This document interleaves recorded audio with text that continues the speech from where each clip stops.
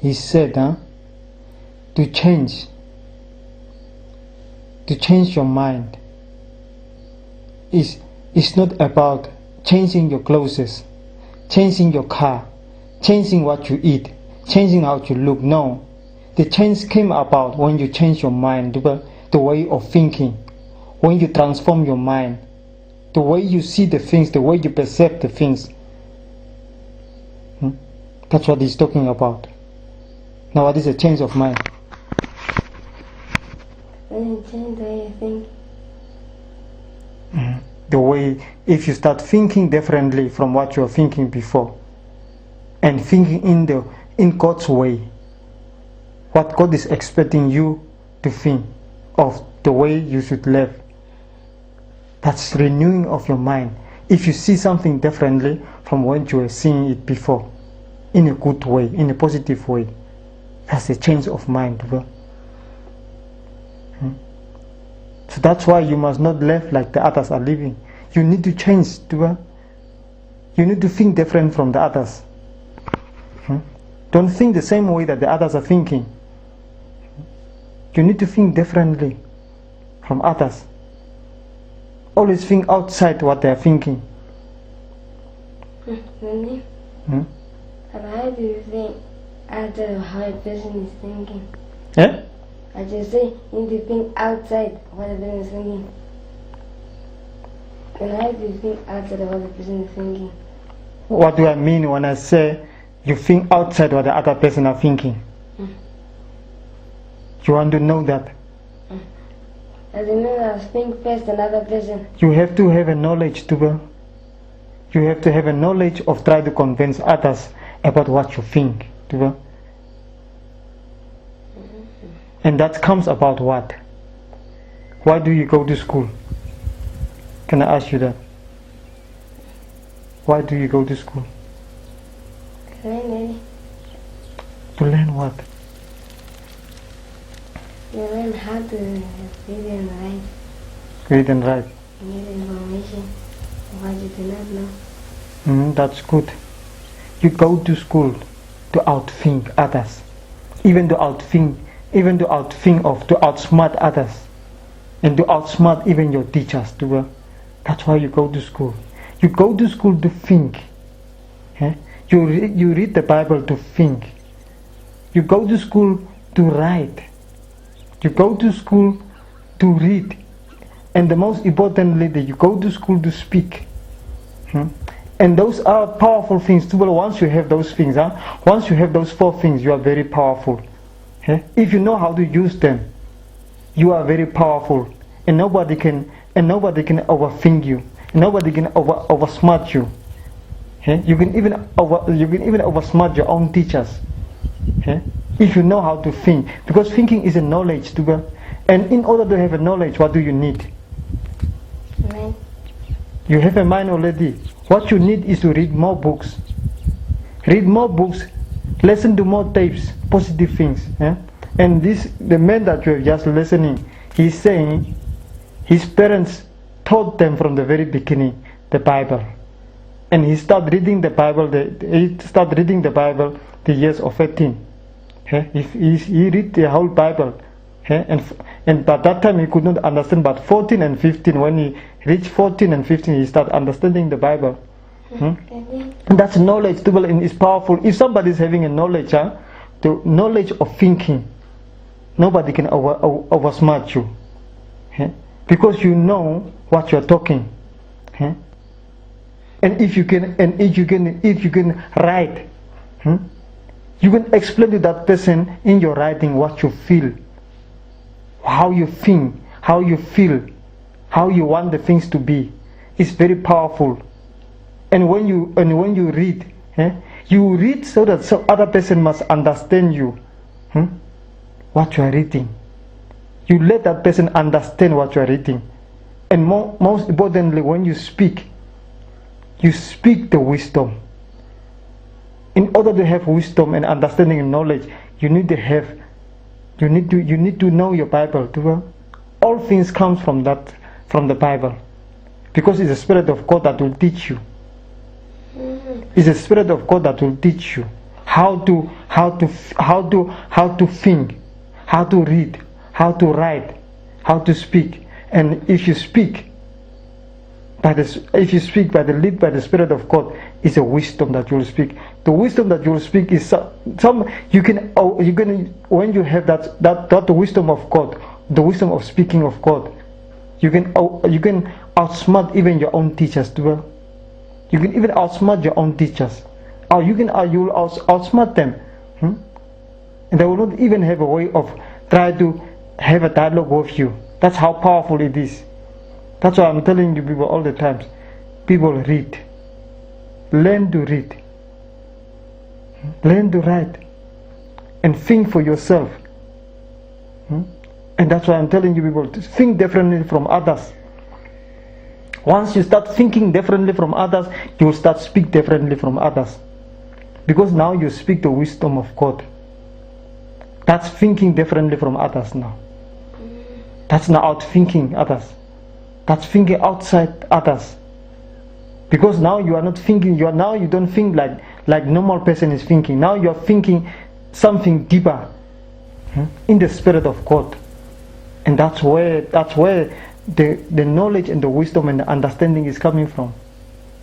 And the man said me, and then you read the Bible and tell the past with A's. Yeah. No more A's. Because the Spirit of God is teaching you now. Because the Spirit of God is helping you now.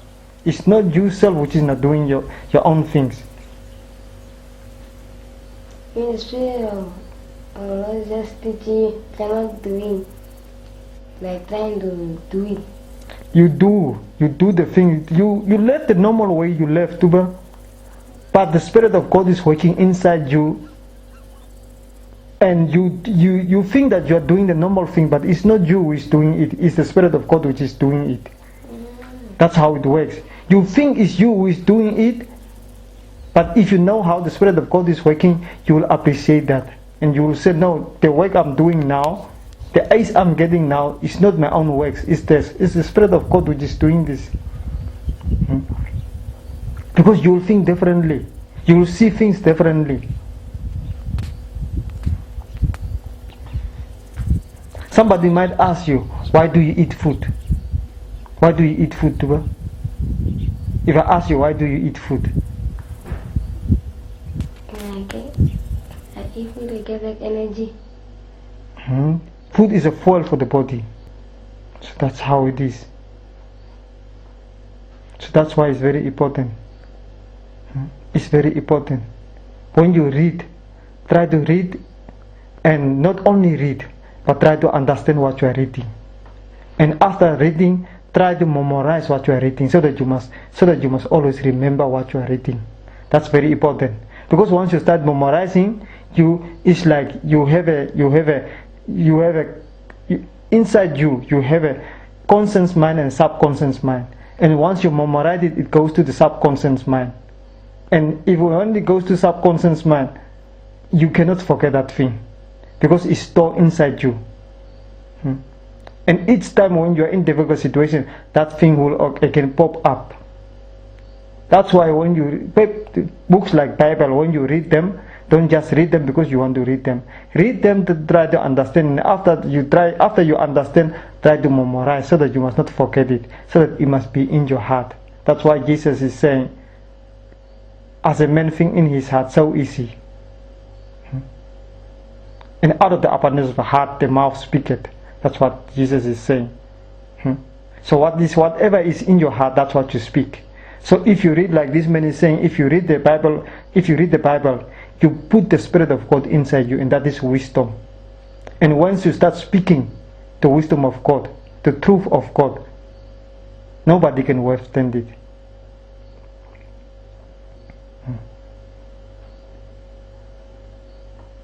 That's why Jesus said, you shall know the truth, and the truth shall make you free.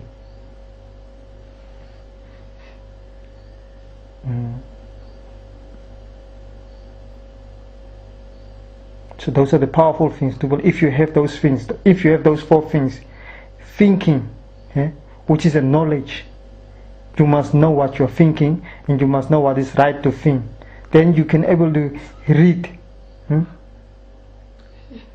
Able to read so that other person must understand what you are reading, and able to write, to articulate what you are writing, to make others understand how you want the things to be, how you are feeling now, yeah? And to speak the wisdom of God.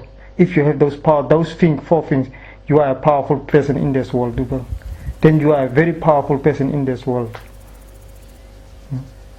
Then nobody can do anything to you.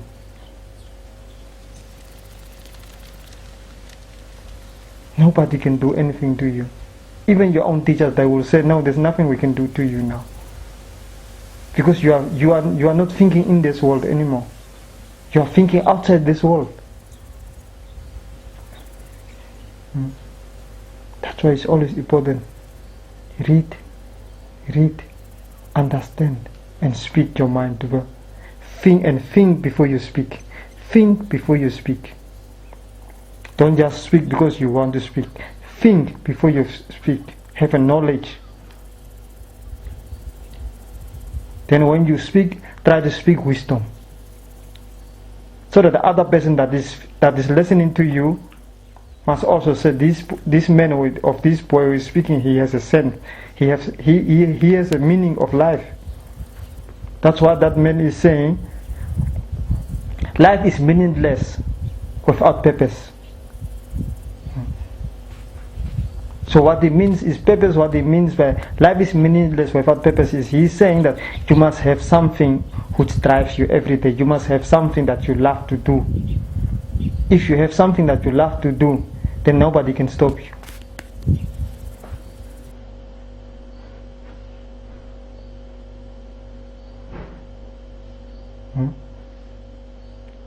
You understand?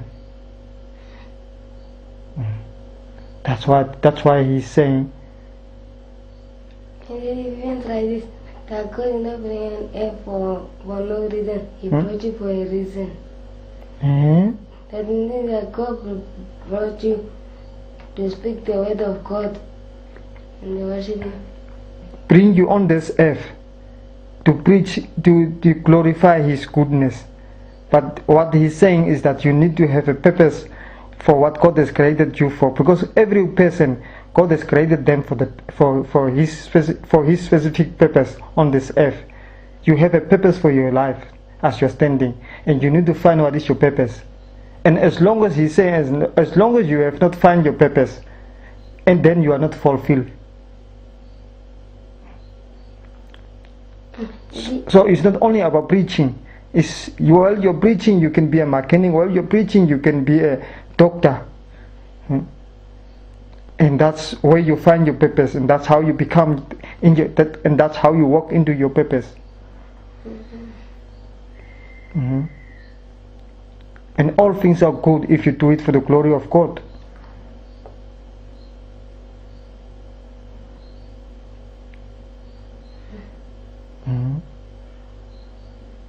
At the end of the day, it's about love. It's about love. That's why the word says, God so loved the world that He gave His only begotten Son. It starts with love. About everything is about love.